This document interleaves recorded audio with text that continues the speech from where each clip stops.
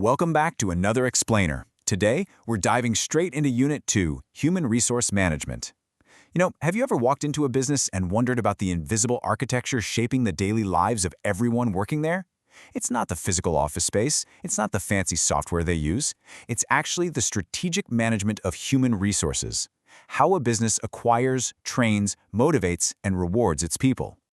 Think about it for a second. What's the actual engine driving a successful business? It's super easy to just say, well, it's capital or maybe some cutting-edge tech product. But the reality, people are the absolute crucial element here. The quality of employees, their skills, their attitudes, their willingness to just get in there and work, that literally determines the success of any business. At the end of the day, it's the people who make the whole thing run. Okay, let's look at our roadmap for today.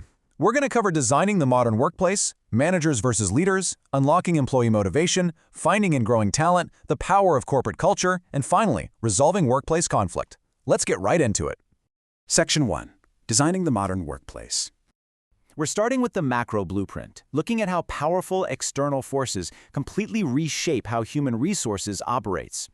Just look at this massive data point, 70%. By 2025, an estimated 70% of the global workforce will be working remotely at least 5 days a month. That is a gigantic technological and demographic shift.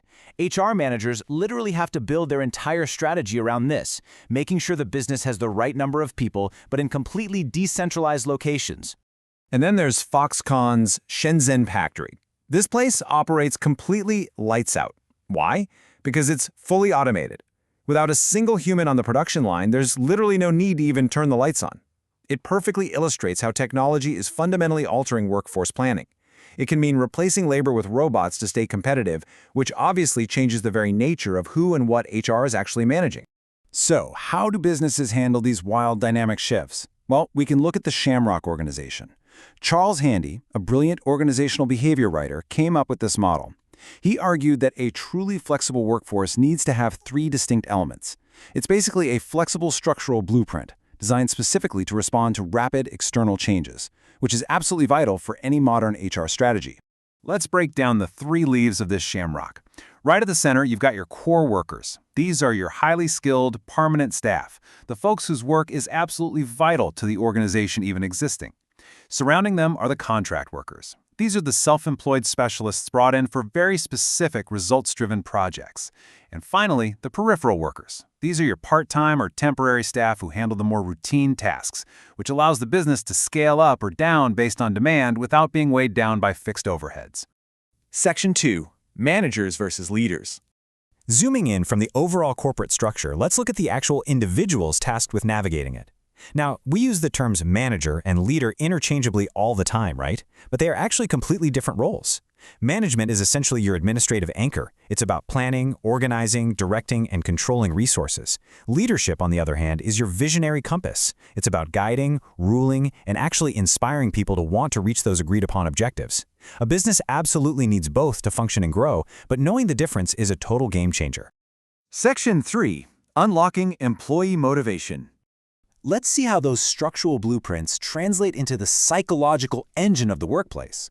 Motivation is the force that channels behavior toward a goal, giving you higher productivity and lower absenteeism. But have you ever stopped to wonder what actually makes you work harder? Well, Abraham Maslow's hierarchy of needs tells us we have to climb a ladder. We start at the bottom with basic physiological needs, like food and shelter, which your salary pays for. Then we step up to security needs, like a safe, stable contract. Once those are locked in, we start looking for social needs, then esteem and recognition, until we finally hit self-actualization, the point where you are truly fulfilling your highest personal potential at work. Now, if we compare Maslow's ideas to Frederick Hertzberg's 2-factor theory, the mechanics of motivation get super clear. Hertzberg separated workplace factors into 2 buckets, hygiene factors and motivators. It explains exactly why a pay raise or better company policies, which are hygiene factors tying back to Maslow's lower-level needs, might stop you from rage quitting. They prevent dissatisfaction. But here's the catch. They won't actually make you excel. To unlock true excellence and make you love your job, you need true motivators, things like achievement, recognition, and real responsibility, which map perfectly to Maslow's higher-level needs. Section 4. Finding and growing talent. Once we figure out how to actually motivate the workforce, HR has to focus on acquiring and developing that talent to hit corporate goals. And whenever a role opens up, organizations face a massive strategic dilemma. Do you promote internally? I mean, they already know the culture, it's way cheaper, and it gives staff morale a huge boost. Or do you recruit externally?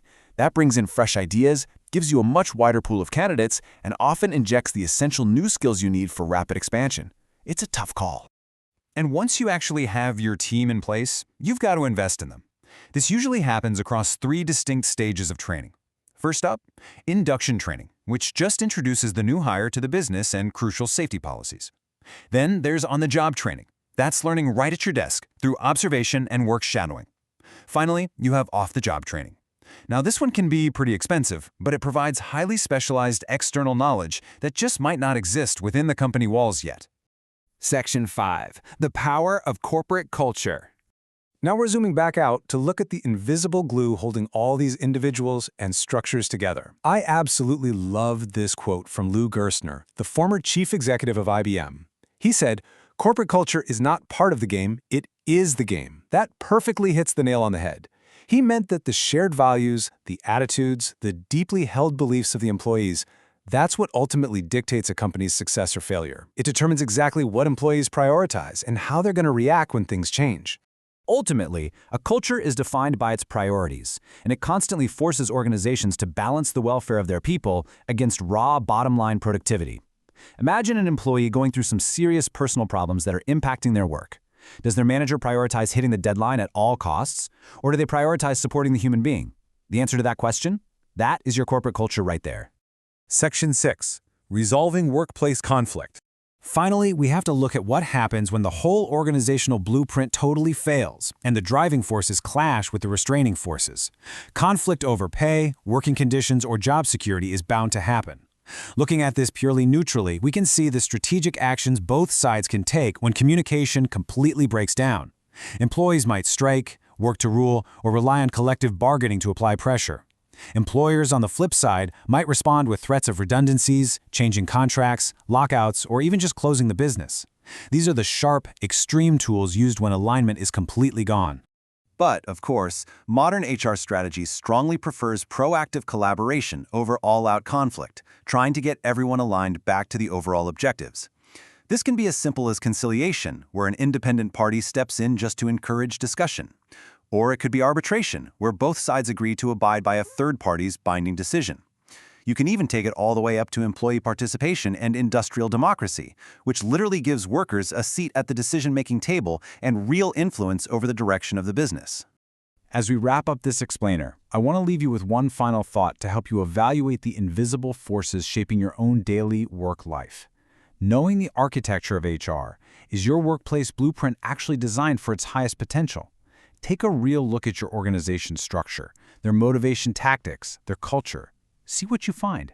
Thank you so much for learning with me today.